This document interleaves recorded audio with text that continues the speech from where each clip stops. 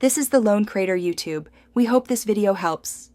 In this video, I will explain how to erase and reset a MacBook Air.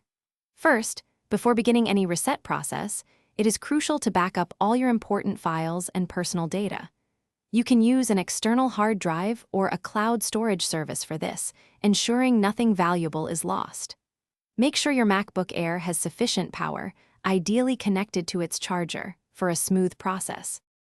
Next, you must sign out of all your essential accounts linked to the MacBook Air. Begin by logging out of your iCloud account, which will remove its association with your device.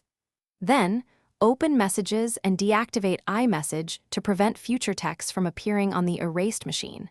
Finally, sign out of your iTunes and App Store accounts, securing your purchases and payment information. Now it is time to erase the disk itself. Power off your MacBook Air completely, then restart it while holding down the Command and R keys simultaneously to enter recovery mode. Once the macOS Utilities window appears, select Disk Utility.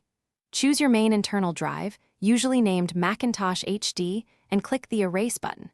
Select Apps for modern Macs or macOS Extended Journaled for older versions, then confirm the erase. With the disk erased, you are ready to reinstall the operating system.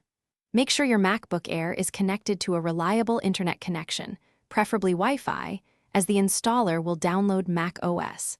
Go back to the macOS Utilities window and select Reinstall macOS. Follow the simple on-screen instructions to begin downloading and installing a fresh copy of the operating system. This process might take approximately 30 to 45 minutes. Thanks for watching. Consider subscribing if we helped you.